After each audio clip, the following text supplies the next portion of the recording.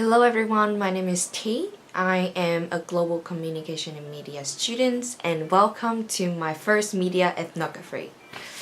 It is said that our culture may be media saturated, but we as individuals are not, or at least in any predictable uniform way. Additionally, the media is rooted with interlocking fabric of social and cultural life, and the action that we conduct individually with the media can help us make sense of our relation to media across different situations and contexts. The two devices that I'll be comparing today are console and computer. The comparison will be based on the level of interactivity, spatial presence, and enjoyment. I also want to find out about the factors that either constrain or encourage the player to choose that specific device. In terms of my research method, I will have two of my friends. One prefer to play Fortnite with PlayStation and one prefer to play the game on his computer. I will have them playing the game and then switch devices to see how long will it take them to get used to the new devices and perform properly on that device. And after switching, I will have an interview with each of them asking the same question to see their opinions on different devices and their own devices. So I hope you enjoy my ethnography and I hope you can learn something from it. On PC? Yeah. Mainly because I wanted to get into the game, and I know it's like I was coming pretty late to it, and PC was definitely the hardest platform to get good at it because everyone on there was already really good.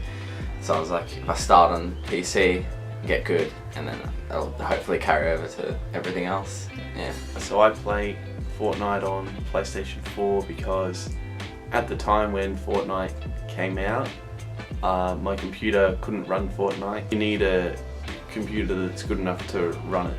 Yeah. So most laptops wouldn't be able to run it because laptops don't have, they're not as strong and powerful because all their parts are a lot smaller to fit inside the laptop. So then I was pretty much forced to play it on PS4, but it was free and it was really convenient, so all I had to do was download it, and I have pretty much just played PS4 my whole, PlayStation my whole life. That's where my gaming has been, and yeah. So on a PC, you're sitting right up in front of the monitor, very close. You got keyboard and mouse in front of you, so it's more like you're more focused. It's a more serious sort of experience. Whereas playing on a console, you're sitting back, you're sitting away, you're sitting playing on a TV that's really big and it's really far away.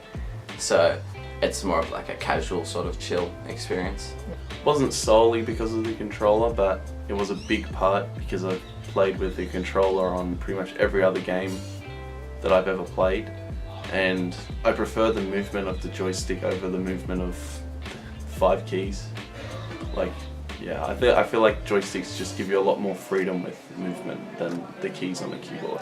Yeah, so on PC, for example, it's a lot easier to build because you have the mouse accuracy and you have keybinds, whereas on console you only have the set controls they give you, and you just can't spin as quick, basically. I'd say building on the PlayStation 4 is a lot more difficult.